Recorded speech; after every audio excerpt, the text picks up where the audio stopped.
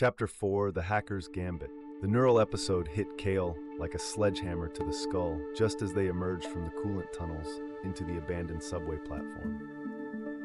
One moment, he was following Silas up the rusted maintenance ladder, the stolen data burning like a guilty secret in his jacket pocket, and the next, he was on his knees, convulsing as his compromised CortexLink implant fired chaotic signals through his brain. Kael! Silas's voice sounded distant, muffled by the roaring static that filled his head. Strong hands grabbed his shoulders, steadying him as the seizure ran its course. When the spasms finally stopped, Kael found himself staring at his own blood on the concrete floor, his nose streaming crimson. "How long?" he gasped, wiping his face with a shaking hand. 30 seconds, maybe 40. Silas crouched beside him, his face pale with worry. "That's the third one this week. They're getting worse." Kael struggled to his feet, leaning heavily against the tiled wall of the old station. The platform stretched away into darkness, its advertising displays long since dead, graffiti covering every surface like electronic scars. "I know, I can feel it eating away at my neural pathways. Whatever they did to the CortexLink, it's not just killing people quickly anymore. Some of us get to die slowly." "We need to find someone who can help," Silas said, shouldering his equipment bag. "And I know just the person, but you're not going to like where we have to go." 20 minutes later, they stood at the edge of the bazaar, a sprawling black market that had grown like a cancer in the ruins of the old financial district.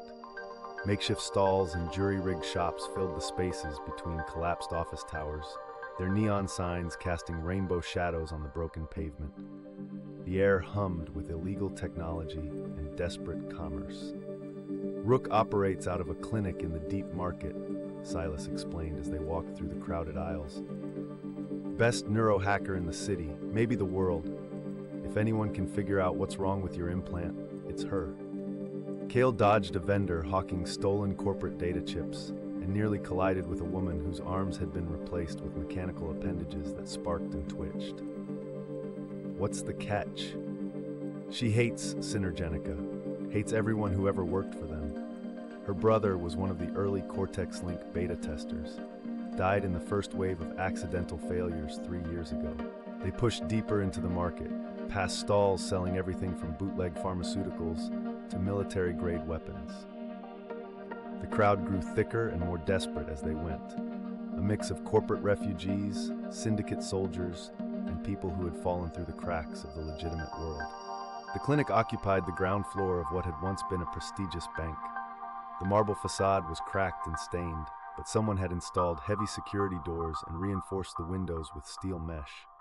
A simple sign read, "Neural Solutions, no corporate insurance accepted." Inside, the waiting area was packed with people sporting various cybernetic modifications. A man with glowing optical implants sat next to a woman whose skull had been partially replaced with a transparent dome showing her augmented brain. The air smelled of antiseptic and ozone. "We need to see Rook," Silas told the receptionist, a heavily modified individual whose gender was impossible to determine. "Emergency consultation." "She's in surgery," came the reply in a voice that sounded like it had been run through a synthesizer. 3-hour wait minimum. "Tell her it's about the CortexLink failures," Kael said, stepping forward. "Tell her we have proof that Synergenica is doing it deliberately." The receptionist's augmented eyes whirred as they focused on Kael's face. "Wait here." 5 minutes later, they were escorted through a maze of corridors to a surgical suite in the back of the building. The room was a strange mix of cutting-edge medical technology and improvised equipment. Holographic displays showed detailed brain scans while jury-rigged computers hummed in the corners. Rook stood with her back to them, washing blood from her hands at a surgical sink. She was smaller than Kael had expected, barely 5 feet tall, with short-cropped silver hair and arms covered in intricate tattoos that seemed to move in the shifting light. When she turned around, he saw that her left eye had been replaced with a complex optical device that clicked and whirred as it focused on him. "So you're the famous Kael Strix," she said, her voice carrying a slight accent that Kael couldn't place. "One of the brilliant minds who gave us the CortexLink. How does it feel to know your creation is killing people?"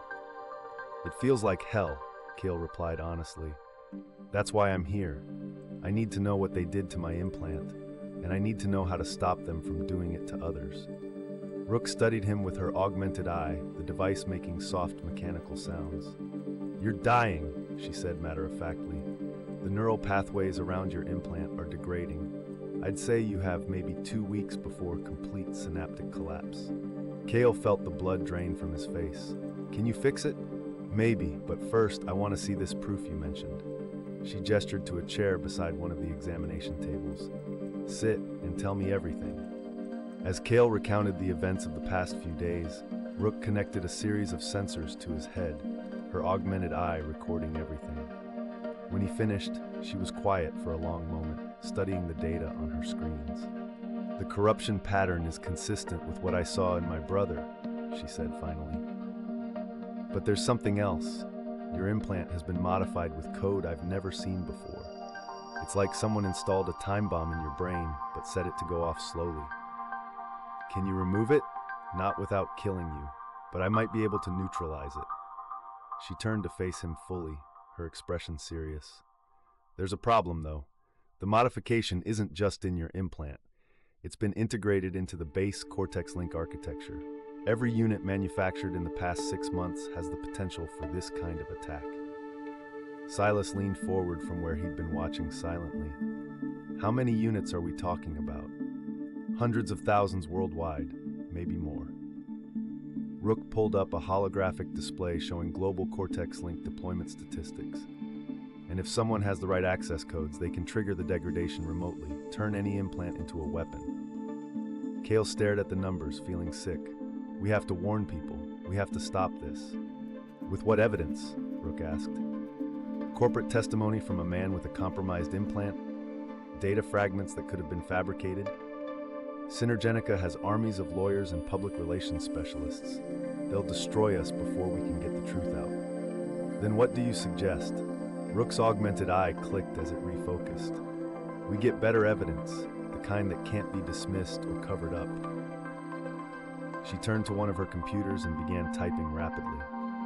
"I've been tracking unusual network traffic to the CortexLink provisioning servers. Someone's been pushing updates to specific implant serial numbers. If we can intercept one of those updates, we'll have proof of the deliberate nature of the attacks." "How do we do that?" "We hack the provisioning servers directly, but it won't be easy. The security is military grade, and if we're caught, we'll be dead before we can explain ourselves." Silas shook his head. "That's suicide. Those servers are in the heart of Synergenica Tower, the most secure building in the city." "Not the servers," Rook said with a slight smile.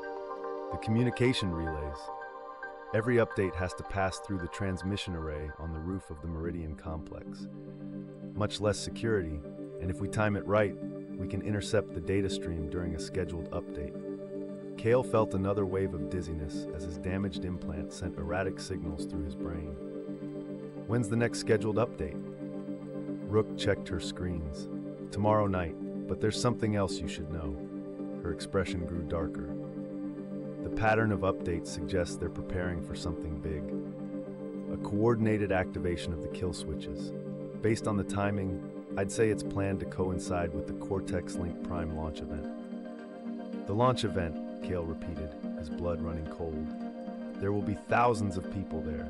Corporate executives, government officials, media representatives, all of them with CortexLink implants." "Exactly. The perfect target for a mass assassination disguised as a technical malfunction." Rook began shutting down her equipment. "We have less than 48 hours to stop them." As they prepared to leave the clinic, Kael's implant sent another spike of pain through his skull. He gritted his teeth and tried to ignore it, but Rook noticed his discomfort. "I can give you something to slow the degradation," she said, preparing a syringe with a clear liquid. "It won't stop it, but it might buy you a few more days." The injection burned as it entered his bloodstream, but almost immediately the constant background noise in his head began to fade. "Thank you." "Don't thank me yet," Rook replied. "We still have to survive long enough to expose the truth, and Synergenica isn't going to make that easy." They left the clinic through a back exit that opened onto a narrow alley. The bazaar continued its chaotic commerce around them, a oblivious to the conspiracy unfolding in its midst. As they walked back toward the main thoroughfare, Kael noticed that Silas kept checking over his shoulder. "We're being followed," Silas said quietly. 3 men in corporate security uniforms. They've been tracking us since we left Rook's place. Kael resisted the urge to look back. "How did they find us so fast?" "Probably been monitoring the clinic," Rook said, falling into step beside them. "I told you, they don't like people asking questions about the CortexLink." The crowd around them began to thin as they moved toward the edge of the bazaar. Ahead, Kael could see the security checkpoint that marked the boundary between the black market and the legitimate city. Behind them, he could hear the measured footsteps of their pursuers getting closer. "We need to split up," Rook said. "They can't follow all of us. Meet me at the Meridian Complex tomorrow at midnight. Rooftop access through the old maintenance shaft on the north side." "What about the security?" "Leave that to me. I've been planning to hit that relay array for months. This just gives me a good reason." She melted into the crowd, disappearing between the stalls with practiced ease. Kael and Silas continued toward the checkpoint, trying to look casual despite the approaching footsteps. Just as they reached the scanner array, Kael heard someone shout behind them. "Stop, corporate security!" They ran. The chase led them through the twisting streets of the old financial district, past abandoned office buildings, and through construction zones where the city was slowly rebuilding itself. Their pursuers were professional, coordinating their movements through comm units and cutting off escape routes with military precision. Kael's damaged implant made the pursuit a nightmare of disorientation and pain. Every few minutes, another wave of neural static would wash over him, causing him to stumble or lose track of where he was. Only Silas's steady guidance kept him moving. They finally lost their pursuers in the maze of service tunnels beneath a shopping complex, emerging 20 minutes later in a different district entirely. Both men were exhausted, their clothes torn and dirty from crawling through maintenance shafts. "They're getting desperate," Silas panted as they caught their breath in the doorway of an abandoned store. That was a full tactical team, military-grade equipment. Kael leaned against the wall, his head pounding.